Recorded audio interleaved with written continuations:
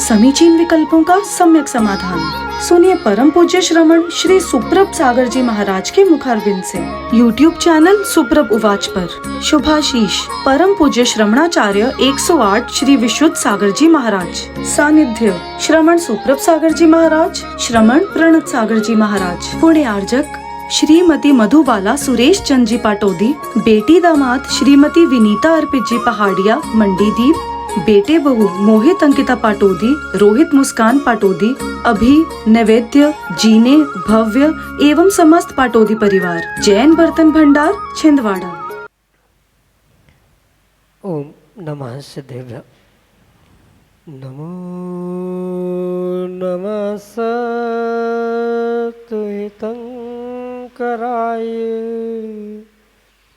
वीराय भव्याम्बुजभास्कराय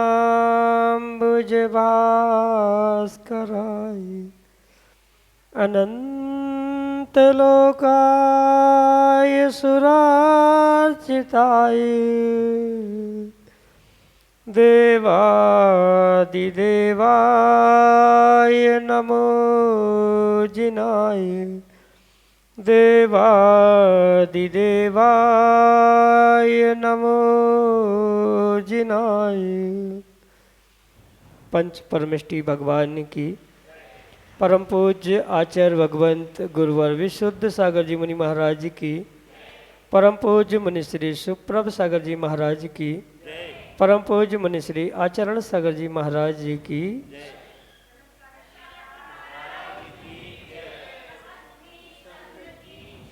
समीचीन विकल्पों का सम्यक समाधान। सम्यक ज्ञान की वह अनूठी विधा जिसके माध्यम से हम सभी अपने मन में उठते उन अनेक समीचीन विकल्पों का सम्यक रूप से समाधान आगम के परिप्रेक्ष्य में प्राप्त करते हैं, जो सम्यक समाधान हमारे आत्मकल्याण का पथ प्रशस्त कराने वाला होता है। परम पूज्य आचार्य भगवंत की अनुकंपा और उनका आशीर्वाद जिसके माध्यम से मुनिश्री ने आपको प्रश्ना नाम के स्वाध्याय के रूप में वह अनूठी विधा प्रदान की है, तो ऐसे आत्मकल्याण की अनूठी विधा से आप भी जुड़ने का प्रयास करें और अपना समीचीन विकल्प भेजते हुए परम पूज्य मुनिश्री से आगम के परिप्रेक्ष्य में उसका सम्यक समाधान प्राप्त करें। प्रारंभ करते हैं आज का सम्यक समाधान। और आज के पहले विकल्प के लिए सागर मध्य प्रदेश से मोहित जैन मानसी के चरणों में बारंबार नमोस्तु करते हुए अपना समीचीन प्रश्न रख रहे हैं कि महाराज जी, मिट्टी के द्वारा जल को प्राशुक कैसे किया जाता है। हमारे समीचीन विकल्प का सम्यक समाधान करने की अनुकंपा करें। नमोस्तु महाराज जी, नमोस्तु। ओम नमः सिद्धम। परम पूज्य आचार्य भगवान गुरुवर विशुद्ध सागर जी महाराज की, परम पूज्य मुनि श्री सुप्रभ सागर जी महाराज जी की। आगम में आचार्य भगवंतों ने जल के प्रासुकीकरण की अनेक विधियां बताई, जिसमें से उसे अग्नि से संस्कारित करना मतलब पानी को गर्म करना, ये उस जल के प्रासुकीकरण की विधि कही। दूसरी विधि जल का रंग बदलना, ये भी उस पानी के प्रासुकीकरण की दूसरी विधि कही, क्योंकि चाहे पानी गर्म करना हो, रंग बदलने रूप प्रासुकीकरण क्यों ना हो, उसके पूर्व उसका छानना परम आवश्यक है। पर जैसे छानने पर पानी की मात्र 48 मिनट की ही मर्यादा होती है, पर कई बार उससे अधिक उस जल की मर्यादा बनाने के लिए उसे मिट्टी, इलायची, सूखे पत्ते आदि के माध्यम से रंग बदलते हुए भी प्रासुक किया जा सकता है, क्योंकि मुख्य वहाँ उद्देश्य जल का रंग बदलने रूप स्वीकार किया जाता है। इसलिए जो साधन रंग बदलने के लिए सहजता से उपलब्ध होता है, उन साधनों के माध्यम से ही जल को प्रासुक किया जाता है। जैसे मिट्टी है, पर मिट्टी भी कब कौन सी और कैसी प्रयोग करना, ये विवेक रखने की आवश्यकता है। कहीं भी दुर्गंध से, मल आदि से भरी हुई मिट्टी को पानी में डालने से पानी प्रासुक नहीं अपितु वह दुर्गंध ही में हो सकता है। प्रासुकीकरण के लिए जैसे फिटकरी का भी प्रयोग किया जाता है, सौंफ, इलायची, सूखे पत्ते का भी प्रयोग किया जाता है, तो वहाँ भी ये देखने की आवश्यकता है कि वह कितनी मर्यादा वाले हैं, मतलब वह प्रासुक करने की योग्यता रखते हैं कि नहीं रखते हैं। मिट्टी भी जो सूखे खेत की है, बीचों बीच खेत में पड़ी हुई है, या तालाब में, सूखे तालाब में जो बीच में पड़ी है, जिसमें किसी प्रकार की कोई दुर्गंध या मल विसर्जन आदि के कार्य नहीं हुए हैं, ऐसे ही मिट्टी को पानी में डालते हुए, और इतनी ही मात्रा में डालनी पड़ती है कि मात्र रंग बदले, नहीं तो पता चला एक बाल्टी पानी में आधा किलो मिट्टी किसी ने डाल दी प्रासुक करने के लिए, तो प्रासुक की जगह वो मटमैला ही पानी हो जाएगा। एक छोटा सा डिगला या छोटा सा टुकड़ा जिसके माध्यम से मात्र पानी का रंग बदल जाए, जिससे उसकी मर्यादा अधिक हो जाए, क्योंकि पानी का रंग बदलने से वहाँ उत्पन्न होने वाले जीवों की जो मात्रा है वह सीमित हो जाती है। उसकी जो छानने के बाद मर्यादा, गर्म पानी करने पर कितना पानी गर्म किया है उसके अनुसार उसकी मर्यादा होती है, बिल्कुल उसी प्रकार से यहाँ रंग बदलने से पानी की मर्यादा 6 घंटे और हो जाती है। वहाँ चूँकि रंग बदला, उसका मूल स्वरूप बदलने के कारण से पानी की और 6 घंटे की मर्यादा बढ़ गई, और इस अपेक्षा से ही उसे प्रासुक किया जाने वाला पानी या मिट्टी के द्वारा उस पानी का प्रासुकीकरण ऐसा स्वीकार किया जाता है। क्योंकि मर्यादा विवेक यहाँ बहुत आवश्यक है। कितना पानी है, कितना मिट्टी वहाँ डालनी है और कैसी मिट्टी डालनी है, ये सोच समझकर ही ये निर्णय वहाँ पर करना होगा। यही आपके लिए सम्यक समाधान। अनाया रितेश पाकलीवाल, छिंदवाड़ा, मध्य प्रदेश से अगले समीचीन विकल्प के लिए। अस्तु महाराज जी, इच्छामि महाराज जी। मेरा यह प्रश्न है कि मुनिश्री खड़े होके आहार क्यों लेते हैं और माता जी बैठ के आहार क्यों लेती है?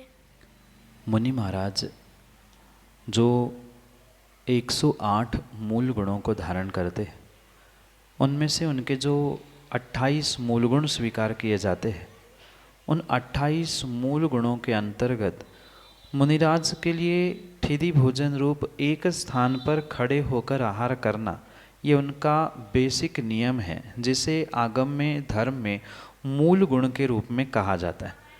बिना इस बेसिक नियम को पालन किए मुनिराज आहार ग्रहण नहीं करते। जैसे आपने ऐलक शुल्लक आदि की व्यवस्था भी देखी होगी, तो शुल्लक महाराज तो कटोरे में, थाली आदि में भी भोजन कर लेते हैं, पर मुनिराजों के लिए खड़े होकर अपने हाथ में ही, यानी कर को ही पात्र बनाते हुए आहार ग्रहण करना, ये उनका बेसिक नियम है। और चूँकि आरिका माता भी महाव्रती कहलाती है, पर उनके पूरे के पूरे गुण जो मुनिराज के होते हैं वे सब नहीं होते हैं। उनमें से 3 गुण, मूल गुण कम होते हैं, जो कि उनके लिए उपचार से कहे जाते हैं। जैसे मुनिराज के लिए तो दिगंबरत्व एक मूल गुण कहा, बेसिक नियम कहा, पर माताजी कभी दिगंबर नहीं, एक वस्त्रधारी हुआ करती है। खड़े होकर आहार की भी यही वहाँ पर व्यवस्था समझनी होगी कि दोनों में यही बेसिक अंतर है। 3 मूल गुण आरिका माताओं के कम होते हैं। इस कारण से वह स्त्री पर्याय में होने के कारण से भी ये व्यवस्था स्त्री पर्याय के निमित्त से स्वीकार की जाती है। अन्य अपेक्षा से समझे तो जैसे महिलाओं के लिए खड़े होकर कायोत्सर्ग करना, खड़े होकर अन्य क्रियाएं करना पूर्ण रूप से निषेध है, उन्हें बैठकर ही कायोत्सर्ग करना चाहिए।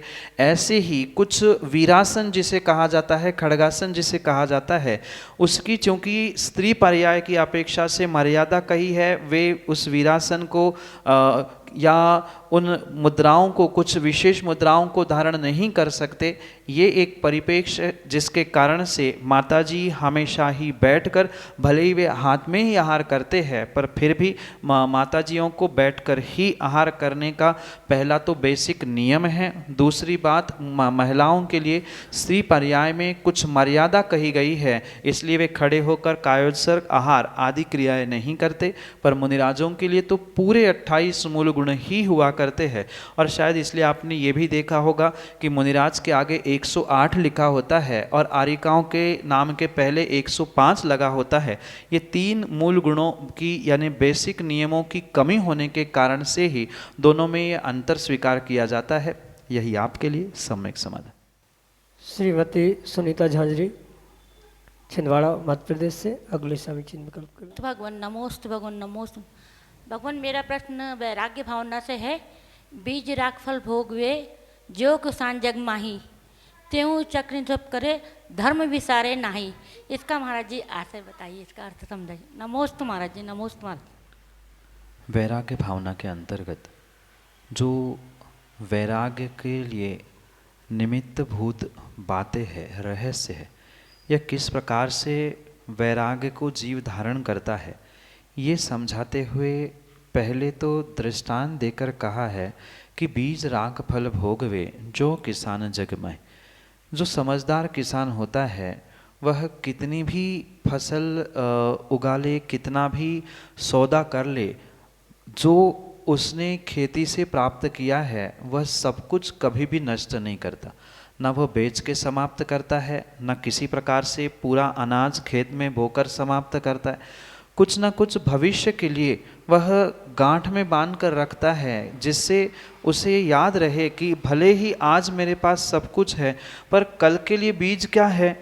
ऐसे ही जैसे बीज को रखते हुए वह फल को भविष्य में भोगता है, प्राप्त करता है, बिल्कुल ऐसा ही जो समझदार धर्मात्मा होता है, चाहे वह चक्रवर्ती हो, राजा हो, कोई भी जो धर्मात्मा सम्यक दृष्टि होता है, वह नियम से वर्तमान में मिले हुए अवसरों को कभी भी नहीं खोता है।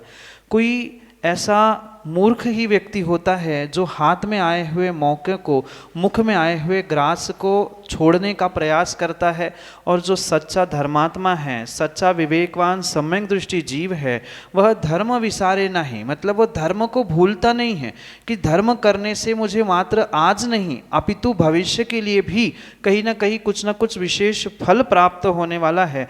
जैसे किसान मुट्ठी भर भी बीज रखता है और उस मुट्ठी भर बीज से भविष्य के लिए वो बहुत सारे गोदाम उस मुट्ठी भर बीज में भर लेता है, बिल्कुल उसी प्रकार से भले ही अल्प पुरुषार्थ हो, अल्प मेहनत हो, अल्प धर्म की क्रियाएं भी क्यों ना हो, पर उस अल्प पुरुषार्थ के माध्यम से वह जो धर्मात्मा विवेकवान सम्यक दृष्टि जीव होता है, वह वर्तमान में भी और भविष्य में भी सुख की भावना रखते हुए सतत धर्म करने का प्रयास करता है। विरला ही कोई ऐसा नासमझ व्यक्ति होता है, हाथ में आए हुए मुट्ठी भर अनाज को कहीं ना कहीं फेंक कर मौका खो देता है। और ये भी पक्का है कि जो एक बार मौका खो देता है वह जीवन में शायद पुनः उस मौके को, गोल्डन चांस को इतनी सहजता से प्राप्त नहीं कर पाता। यही यहाँ समझाने का प्रयास किया है कि धर्म विसारे नहीं। जो धर्म धर्मात्मा देवशास्त्र गुरु को वर्तमान में भूल जाता है, उनकी बात को लांग लेता है, टाल देता है,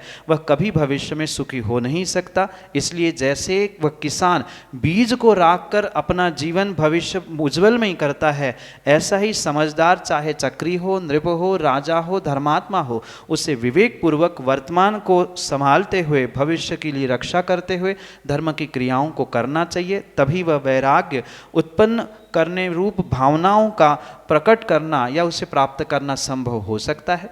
यही आपके लिए सम्यक समाधान। श्रीमती रेखा लोहाड़िया, छिंदवाड़ा, मध्य प्रदेश से अगले समय चिन्ह विकल्प करें। त्रय मुनि राजों के चरणों में मेरा बारंबार नमस्कार हो। इच्छा महाराज श्री, जैसे किसी की कोई साधु बीमार अस्वस्थ अवस्था में दूर जाने में असमर्थ होता है, पैरों में तकलीफ होते हुए, और संग में 2-3 साधु ही रहते हैं, और परगाहन के समय यदि हमारे मन में ये भाव आ जाते हैं कि वो साधु हमारे से नहीं पड़ गए तो अच्छा, क्योंकि उनके पड़कने से वो मतलब पड़कते पड़कते पूछ लेते हैं कि दूर घर है क्या, या आधी दूर जाके फिर वापस लौट के आते हैं, तो उससे हमको दुख होता है। तो इसलिए हम सोचते हैं कि वो नहीं पड़ गए और दूसरे साधु पड़क जाए तो अच्छा। तो इसमें क्या हमको ऐसा सोचना चाहिए कि नहीं, और पाप तो नहीं लगता? अमुक साधु पड़क जाए, अमुक साधु ना पड़के आदि जो मन में संकल्प विकल्प रूप परिणाम परिणति आ रही है, कहीं ना कहीं उसके कारण से जीव को नियम से पाप का आश्रय बंद होगा ही होगा। पर क्योंकि व्यक्ति के अभिप्राय पे भी मायने रखता है कि कितने अंशों में उसे पुण्य पाप लग रहा है। किसी व्यक्ति की भावना अच्छी है कि अस्वस्थ साधु है, वृद्ध साधु है, उनकी किसी प्रकार से चर्या में दोष ना लगे, प्रतिकूलता ना हो, इस भावना से भाव भाए है तो कुछ अंशों में पुण्य भी लगता है। पर ये भी ध्यान रखें कि पुण्य और पाप के इस व्यवहार में, इन क्रियाओं में जैसी भाव या जैसी आपकी क्रिया के शक्त्यांश अधिक होंगे, बिल्कुल वैसा ही पुण्य पाप का फल व्यक्ति को प्राप्त होता है। कई बार कई स्थानों में तो ऐसा हमने प्रत्यक्ष देखा है कि जिन श्रावकों को, जिन मुनिराजों से कुछ विशेष लगाव राग होता है, वह हमेशा ही उनको पढ़ाने का प्रयास करते हैं। या अक्सर समाज में यही होता है कि जो बड़े साधु है तो उनको ही पढ़ाने के लिए हर कोई तत्पर होता है, शुल्क ना मिले, सामान्य मुनिराज ना मिले, ऐसी भी दृष्टि से पढ़ान करने वाले, मुँह फेरने वाले बहुत सारे श्रावक भी हमने देखे हैं। तो उनको तो उनका वैसा फल मिलेगा ही मिलेगा, पर ऐसा सोचने वाला कि हमसे ना पढ़ गए या इनकी विधि ना मिले, तो या कई बार उनको देखकर पढ़ाना भी बंद करते हैं, तो पक्का मान लेना माँ उसका दोष उन्हें लगेगा ही लगेगा। ये बात सही है कि साधु कहाँ पढ़क जाए, कहाँ विधि मिल जाए, उनकी आकुलता व्याकुलता ना हो, ये भाव है। कुछ अंशों में पुण्य तो मिलेगा, पर पूर्ण रूप से ये विवेक आपको रखना होगा कि भाई जिनकी जहाँ जैसी किस्मत होगी, जिसका जहाँ दाना पानी लिखा होगा वो वैसा होगा। और ये भावना वहाँ पढ़ाते समय भाने की अपेक्षा से विवेक पूर्वक कार्य करे कि ठीक है, हमें समझ में आ ही रहा है कि उतनी संख्या नहीं है और उनके भी परिणाम आकुल व्याकुल, हमारे भी पढ़गान करते समय आकुल व्याकुल। उससे अच्छा है कि हम शांति से दूसरे के यहाँ जहाँ व्यवस्था बने वहाँ स्वयं पढ़गान करे और वही पढ़गान करके स्वयं के द्रव्य से आहार दे, तो ही वह पुण्य का कार्य हो सकता है। बहुत अच्छी बात है। आजकल मंदिरों के आसपास बहुत सारे ऐसे स्थान होते हैं जहाँ स्वयं तैयारी करके पढ़गान करके आप आहार बना सकते हैं, आहार दे सकते हैं। तो यही व्यवस्था करना श्रेष्ठ है, क्योंकि आकुल व्याकुल परिणामों से दिया गया दान, किया हुआ काम किसी भी प्रकार से पुण्य रूप फलीभूत हो ही नहीं सकता। यही आपके लिए सम्यक समझ। डॉक्टर सुरेश कुमार गोधा, वासिम महाराष्ट्र से अगले समीचीन में कल्पना। महाराज जी नमोस्तु नमोस्तु नमोस्तु। महाराज जी चरणों में त्रिवानंद महाराज जी, मेरी ये समस्या है कि कोई भी कामयाब व्यक्ति के जब टीका टिप्पणी होती है, बिना वजह उसका अपमान होता है या उसका टीका टिप्पणी होती है, उसकी पीठ पीछे उसकी भिड़ाई होती है, तो उस टाइम में उस स्थिति का कैसा सामना करें? कुछ तो लोग कहेंगे, लोगों का काम है कहना। वास्तविकता में डॉक्टर साहब, इस संसार में स्वार्थी जीवों की कमी नहीं है और अपने स्वार्थ के वशीभूत कौन कब किसकी बुराई करे, कभी किसी का भरोसा नहीं किया जा सकता। इसलिए अगर कोई अच्छे व्यक्ति की, धर्मात्मा व्यक्ति की पीठ पीछे बुराई करते हुए मिल जाए, तो मैं तो कहता हूँ ऐसे पीठ के पीछे गिद्ध का मांस खाने वाले, जिन्हें पिट्ठ मांस भुज्जी कहा जाता है आगम की भाषा में, पीठ पीछे बुराई करने वाली, उनकी बातों में तो कभी किसी को आना ही नहीं चाहिए। संसार में शायद ही कोई ऐसा प्राणी हो जो दूसरे का हित देखना चाहता है। एक दूसरे की बुराई किए बिना बहुत सारे लोगों को दिन की रोटी ही नहीं पचती है। इसलिए कौन क्या कह रहा है, कौन किसकी बुराई कर रहा है या आपकी भी कोई व्यक्तिगत कर रहा है, तो यही बात सोच समझकर निर्णय करे कि कहने वाले कह रहे हैं। जैसे कहावत है कि कुत्ता भौंकता है और हाथी चलता है, वह कभी पीछे मुड़कर ये नहीं देखता है कि कुत्ते मुझ पे क्यों भौंक रहे हैं। उसका काम है कि अपनी चाल चलते रहो, फिर भौंक रहा है सो भौंकने दो, उसका काम है। जिसको आलोचना, निंदा, बुराई, कटाक्ष करने के अलावा कभी दूसरे में कुछ अच्छा दिखता ही नहीं है, वह नियम से दुर्गति का भाजक है। और उसको उत्तर देने की भावना आप रखो कि मैं उसको सबक सिखा दूंगा, मैं पलटकर उसको उत्तर देने जाऊंगा, तो आप जिस मार्ग पर आगे बढ़ रहे हैं आपका मार्ग भी अवरोध होगा, उतना समय भी बर्बाद होगा, पुण्य भी नष्ट हो जाएगा। ऐसे सिचुएशन, ऐसे कंडीशन में आपको तो यही निर्णय करना होगा कि ठीक है भाई, ये मेरा पिछले कर्म का कुछ उदय है जिस कारण से ऐसे आलोचक हमें प्राप्त हुए हैं, दल बदलू लोग मुझे प्राप्त हुए हैं, ये कहीं न कहीं हमारे पिछले कर्म के पुण्य पाप का ही खेल है। उस व्यक्ति की किसी प्रकार से उसमें गलती नहीं है, ये सोचकर अगर हम अपने परिणामों को उस व्यक्ति के प्रति भी निर्मल करने का प्रयास करेंगे तो हो सकता है भविष्य में हमारे कर्मबंध जो उदय में आके हमें दुख दे सकते हैं उससे हम अवश्य ही बच सकते हैं। ये पुनः पुनः जीवन में ध्यान रखें। आप कितना ही किसी के लिए अच्छा करे, कोई कितना ही किसी के लिए अच्छा करे, पर स्वार्थी जीव अपना काम निकलने तक ही प्रशंसा करते हैं और लगभग 99% लोग पीठ पीछे सबकी बुराई ही करते मिलते हैं। इसलिए कौन क्या कह रहा है, कौन क्या कर रहा है, इस पे नज़र ना डालते हुए, इस पे बारे में ना सोचते हुए हम यही विचार करें कि हमें आगे बढ़ना है। कौन क्या कहे उनका विषय वो जाने, कुछ तो लोग कहेंगे, लोगों का काम है कहना, ये सोचकर हम आगे बढ़ते जाए, अपना काम, अपना मार्ग प्रशस्त करते रहे। यही आपके लिए सम्यक समाधान। श्रीमती कल्पना झांझरी, छिंदवाड़ा, मध्य प्रदेश से अगले समीचीन विकल्प। नमोस्तु नमोस्तु नमोस्तु महाराज जी, इच्छामी महाराज जी। अगर मृत्यु का समय निश्चित है तो अकाल मृत्यु क्यों होती है? मृत्यु का समय कहाँ, कैसे और किसके ज्ञान में निश्चित है, सबसे पहले इस प्रश्न का उत्तर प्राप्त करने की आवश्यकता है। जो मृत्यु का समय या आयु निश्चित है ये कहा जाता है, ये मात्र और मात्र केवल ज्ञान की अपेक्षा से या केवली भगवान की अपेक्षा से ही कहा जाता है। किसी भी संसारी जीव को ये पता नहीं है कि किस व्यक्ति की मृत्यु कब होने वाली है, उसका समय क्या है, उसका काल क्या है। ये हम आप जैसे किसी भी छद्मस्त संसारी जीव को ज्ञात नहीं होने के कारण से हम सर्वथा ये नहीं कह सकते कि समय मृत्यु का निश्चित है। ठीक है, केवल ज्ञान में केवली भगवान के मृत्यु की आयु की सीमा, उसका समय बिल्कुल निश्चित है, पर उनके ज्ञान में क्या झलका है, किसकी कितनी आयु थी, ये कहा नहीं जा सकता।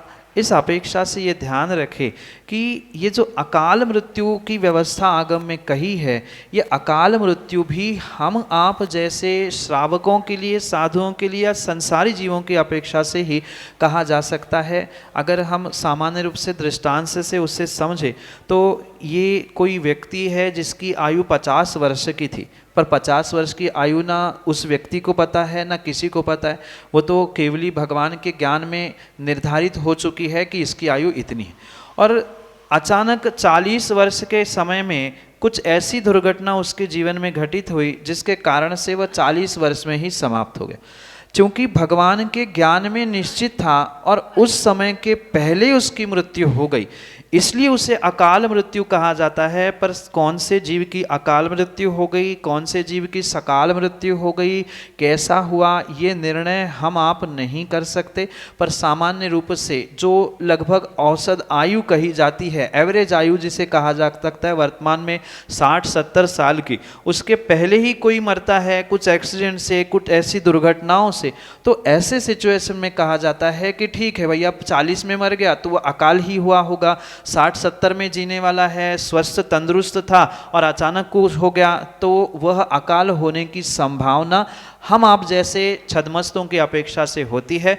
वास्तविकता में मृत्यु का काल और अकाल ये तो मात्र केवली भगवान के ही ज्ञान में झलके है। और केवली के ज्ञान में ये भी झलका है कि 50 वर्ष की आयु है पर 40 वर्ष में उनका एक्सीडेंट होगा और 40 में ही उनकी मृत्यु होगी, ये भी उनके ज्ञान में स्पष्ट है। पर 50 वर्ष की आयु पूरी भोग नहीं पा रहे हैं, इसलिए वह अकाल मृत्यु के रूप में स्वीकार किया जाता है, अन्य कोई भी कारण इसके पीछे नहीं। यही आपके लिए सम्यक समाधान। समीचीन विकल्पों का सम्यक समाधान। सुनिए परम पूज्य श्रमण श्री सुप्रभ सागर जी महाराज के मुखारबिंद से YouTube चैनल सुप्रभ उवाच पर शुभाशीष परम पूज्य श्रमणाचार्य 108 श्री विशुद्ध सागर जी महाराज। सानिध्य श्रमण सुप्रभ सागर जी महाराज, श्रमण प्रणत सागर जी महाराज। पुण्य आर्जक श्रीमती मधुबाला सुरेश चंद जी पाटोदी, बेटी दामाद श्रीमती विनीता अर्पित जी पहाड़िया मंडीदीप, बेटे बहू मोहित अंकिता पाटोदी, रोहित मुस्कान पाटोदी, अभी नैवेद्य जीने भव्य एवं समस्त पाटोदी परिवार, जैन बर्तन भंडार छिंदवाड़ा।